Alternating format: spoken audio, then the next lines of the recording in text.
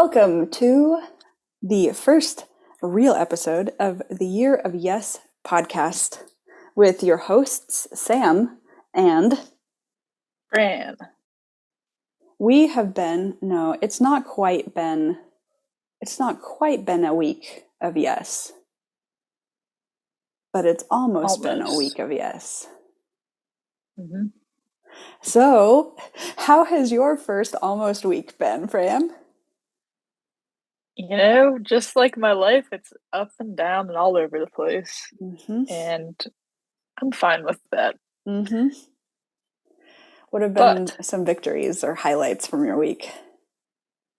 I'll say the first pretty notable highlight was probably the first day that I got back from my trip to Texas. That I was there for New Year's with some friends. And the first day I got back, I set my alarm early, or earlier than I normally would wake up. And I totally was about to snooze. I was so ready to just like stay in bed and do the same thing I usually do, wake up and go on my phone. But it really just took an extra second to think about it, and I was like, I'm getting up. Okay. Decided. So yeah, that was a good thing that happened. Good Have I job. done it since? No. But will I do it again? Yes. When you got up out of bed immediately, what did you do with your morning?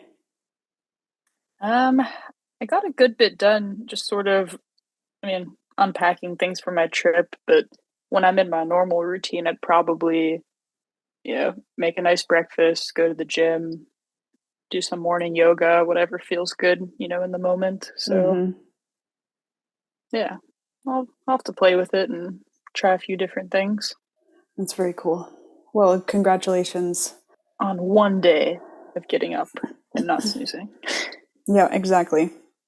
It's one day at a time. I feel like I have something funny to tell you. So our last episode, our introduction episode, I cut out the whole meditation discussion that you and I had because you said that you wanted to meditate and I was like, I don't want to meditate. It's something that I did once in my life. It was really beneficial and then I feel like I've never needed it since, right? You remember this? Yes. I have started meditating every day. Which I just find hilarious because I didn't think it was going to be part of my life anymore. But then I watched that documentary, My Year of Mindfulness, and it talked about how meditation, well, the science isn't really robust on this yet, but it talks about how people who meditate regularly all the time, their brains are different. Now, there's a question about whether their brains were different to begin with, and that's why they meditate all the time, or if the meditation actually reformed or restructured their brains. But the science is leaning more towards meditation restructures your brain and helps you deal with stress better and helps you be calmer, happier, more zen-like. And I was like, well, that all sounds awesome. So I downloaded this app called Insight Timer, and it's free. It's like the YouTube of meditation apps. So it's just a whole bunch of different creators who are putting stuff up there. And they have this 30-day challenge right now where every day is a different type of meditation by a different teacher. And so there was a visualization, there was a breath work, there was a body scan, a flow writing one. But you get this really cool experience with lots of different types of meditation. And it has become a very integral part of my morning routine. And I'm just loving it. And I can't believe that I'm loving it. That's wonderful to hear. Yeah, it's really weird. I feel really weird saying, coming from last week when I was like, no more meditation. I don't need it. To like, it's great. You went from a hard no to a hard yes. Yeah, I did. So I recommend that documentary, and I recommend Insight Timer. Have you been journaling every night? No, not once.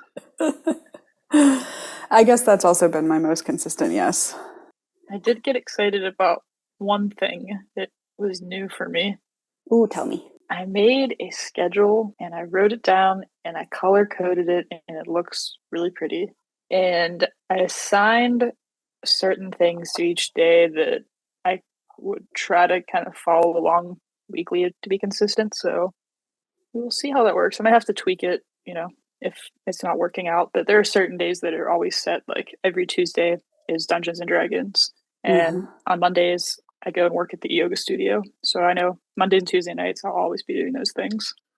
Cool. So if I can do that with other tasks like cooking on certain days, I will have food prepped and I can do all of the other events that I normally wouldn't do because I was tired or hungry.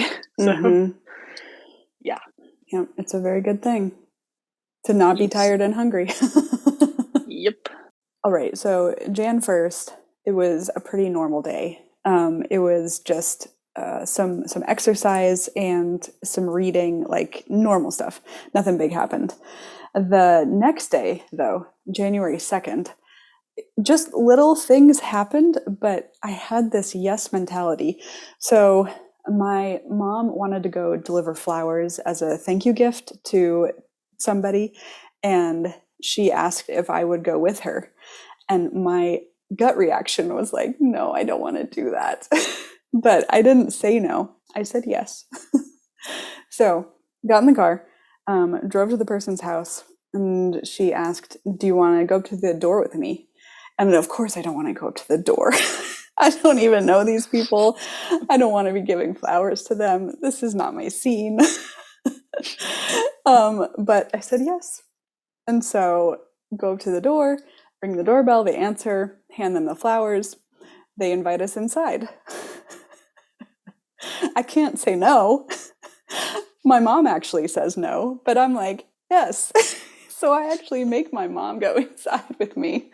And long story short, we end up having this really great conversation about faith and religion. And this woman used to be a Christian, a Protestant, and now she practices the Baha'i faith. And she's only the second person in my life who I've met who is Baha'i. And so I had a whole bunch of questions for her about, like, how did this happen? How did she choose this? Because coming from an evangelical background and deconstructing to the point where I am now, I'm always curious how people end up moving from like one belief system to the next belief system. So it was just a very interesting conversation. And I wanted to continue and ask her more questions. But she was leaving town. So the only time that we had to meet, that we could meet to talk about other things, like the Baha'i faith, was the next day, Wednesday, when she had a hair appointment. And so she invited me along to her hair appointment with her, which just feels so like Southern. It's like, will you meet me at the hair salon so we can talk all the gossip? That's like sort of what happened, except I got a haircut too. Because I actually needed a haircut. I'd been looking for a haircut. Yeah. And this is like a private salon. So it was just the hairdresser and my new friend, Leah, and me. And so the three of us had like really great conversations about our lives. And yeah, Leah talked about the Baha'i faith a bit. But that wasn't even the highlight. The highlight was when I got to ask them about a yes that changed their life. I have decided that this is my new favorite question for everyone that I know and everyone that I meet. I'm going to ask them about the yes, a yes that has changed their life, because the stories that you get and the depth that you get from relative strangers is just incredible. And I was so encouraged by this whole yes journey. I was like, oh my gosh, this year is going to be so incredibly crazy. This is only day 2. And I'm already doing things that I wouldn't normally do and meeting people who I wouldn't normally meet and talking about things that I wouldn't normally talk about. And this is just very encouraging and exciting for me. Very impactful. Wow. Yeah. It was so fun, Fran. That sounds amazing. Wow. Yesterday's yes was kind of fun. I decided that I needed a self-care day. And so I went to Whataburger and I got a honey butter chicken biscuit.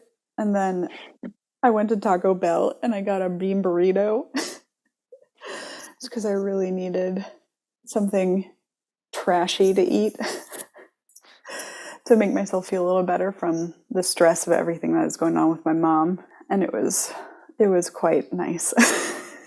Fried things can help sometimes. Yeah, it was really nice.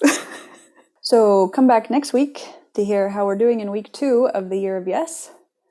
And if you want to join us on your own Year of Yes, or really any yes time that you want to pick, head on over to the website, yearofyespodcast.com, to join the community. And we're wishing you all a wonderful week of yeses. Bye! Bye.